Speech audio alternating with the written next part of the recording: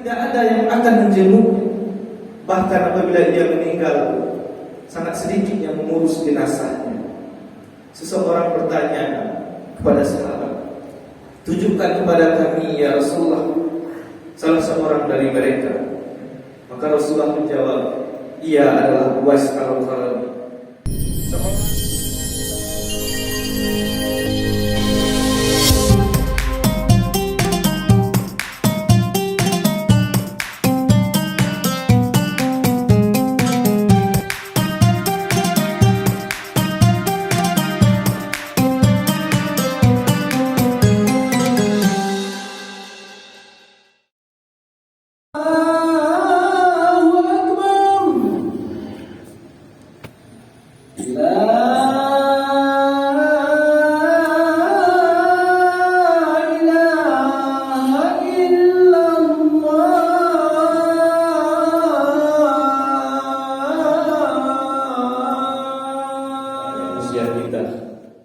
Menjadikan kita, amal ibadah kita semakin baik, menjadikan hubungan kita semakin baik dengan Allah, dan semakin baik pula hubungan kita dengan sesama manusia. Sehingga Allah mencatat kita sebagai hamba yang bukan hanya bersyukur dengan lisannya, tetapi juga bersyukur dengan sikap dan perbuatannya. Kemudian salawat beriringan salam sebagai salam kerinduan kita kepada Nabi Allah wa Habibullah Rasulullah Muhammad sallallahu alaihi wasallam. Kita memang tidak pernah melihat beliau, tidak pernah mendengar tutur kata beliau, tapi keimanan kita mengakui bahwa beliau adalah Rasul yang diutus oleh Allah. Seorang mukmin yang beriman pastilah merindukan perjumpaan bertemu dengan Rasulullah sallallahu alaihi wasallam. Semoga dengan semakin banyak kita bersolawat, semakin teguh kita mengamalkan sunnah dan perintah beliau, menjadikan kita, menghantarkan kita menjadi salah seorang hamba yang akan mendapatkan syafaat di sisi beliau di antara jutaan umat manusia nanti di yaumil hisab. Amin ya rabbal alamin. Ayat 21 Allah Subhanahu wa taala berfirman, ya ayyuhan nasu qulu rabbukumul ladzi khalaqakum walladzina min qablikum la'allakum tattaqun.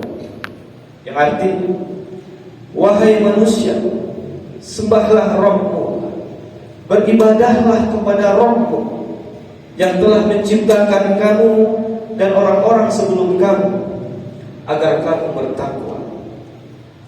Masyarakat muslimin jemaah Jumat yang dimuliakan Allah, ayat ini bukanlah sebuah permintaan Allah kepada hambanya agar hambanya tersebut taat dan patuh kepadanya. Karena mau atau tidaknya kita beribadah dan taatnya kita kepada Allah tidak akan berpengaruh, tidak akan menambah atau mengurangi kebesaran dan keagungan Allah. Lalu mengapa kita diperintahkan beribadah kepada Allah Subhanahu wa taala? Di sini Khatib mencoba memaparkan dan sudut pandang lain yang tersimpan dari makna kita beribadah kepada Allah. Makna yang pertama, mengapa kita harus beribadah kepada Allah? Jawabannya adalah agar kita bernilai di hadapan Allah Subhanahu wa taala. Masyarakat muslimin yang dimuliakan Allah,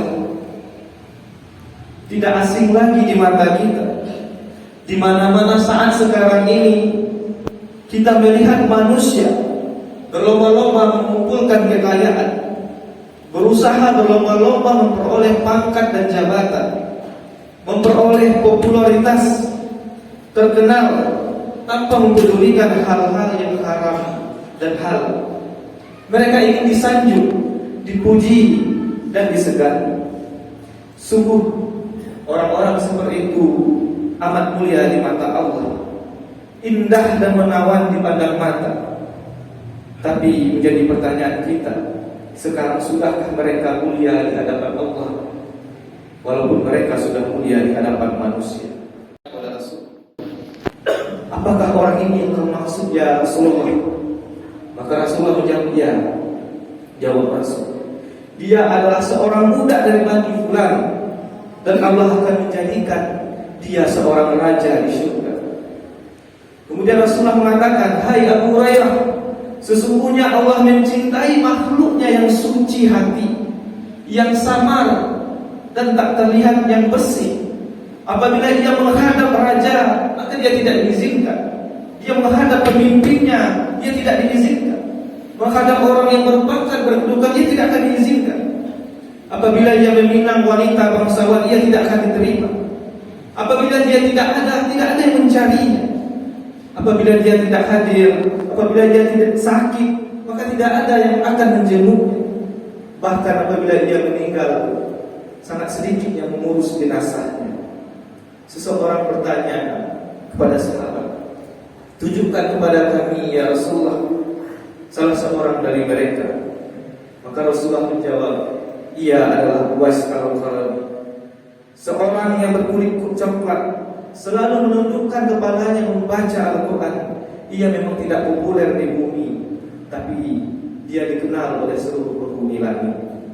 Andaikan dia sungguh-sungguh meminta kepada Allah, pasti Allah kabulkan, kata Rasulullah. Sampai-sampai Rasulullah SAW berkata kepada sahabatnya, wahai Umar dan Ali, jika kalian bertemu dengan orang ini, mintalah kepadanya supaya dia memohonkan ampun untuk kalian kepada Allah. Masyarakat muslimin yang dimuliakan Allah, lihat bagaimana seorang budak yang tidak memiliki apa-apa, yang tidak terpandang di hadapan manusia, tetapi karena ibadahnya yang luar biasa kepada Allah, sampai-sampai Allah janjikan ia akan menjadi seorang raja di surga.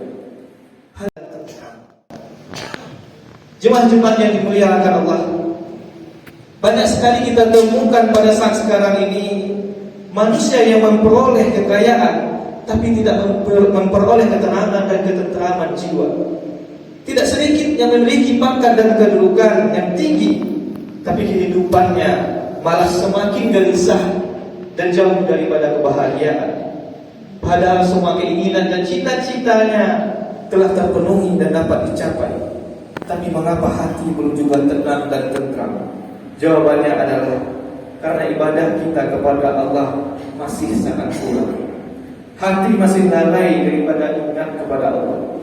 Bagaimana mungkin ketenangan dan keteraman hati akan kita raih kalau kita tidak pandai bersyukur dan beribadah kepada yang memberikan kita kehidupan dan memberikan kita rezeki? Hanya mau menerima tapi tidak pandai berterima kasih. Al-Quran menginformasikan dengan jelas kepada kita bahwasanya hanya dengan mengingat Allah hati menjadi tentram, menjadi damai. Fazkuruni azkurkum, kata Allah. Barang siapa yang ingat kepada aku, niscaya aku akan pasti ingat kepadanya. Di dalam hadis qudsi Allah Subhanahu wa taala berfirman, barang siapa yang mengingat aku di dalam dirinya, maka aku akan mengingat dia di dalam diriku. Inilah yang membuat hati kita menjadi tentram dan damai. Maka apabila kita mencari-cari jalan lain untuk mendapatkan kedamaian selain dengan cara tersebut, maka ketenangan yang kita dapat, yang kita peroleh hanyalah bersifat sementara. Banyak orang yang mencari ketenangan jiwa dengan memperturutkan keinginan hawa nafsu. Kadang mirisnya sebagian dari generasi muda mencari ketenangan dengan konsumsi narkoba. Sebagian lagi disibukkan dengan berwisata, berekreasi dan lain sebagainya. Tapi kesenangan seperti itu bersifat sementara. Setelah semua itu berlalu, maka kegelisahan jiwa akan kembali menghampiri kita. Tidak ada pilihan lain yang ditawarkan di dalam Al-Quran. Apabila manusia itu ingin mendapatkan ketentraman jiwa, maka satu-satunya pilihan ialah dengan mengingat Allah dan beribadah kepada Allah, mendekatkan diri kepada Allah, baru hati kita bisa menjadi tentram dan damai. Apabila hati kita telah menjadi tentram dan damai, maka hati tersebut akan merasa cukup dengan apa yang dia miliki. Dia akan dengan mudah mensyukuri nikmat yang Allah berikan, walaupun di dalam pandangan manusia itu sedikit, tapi itu lebih dari cukup di dalam pandangan, di mata orang-orang yang memiliki ketentraman dan kekayaan.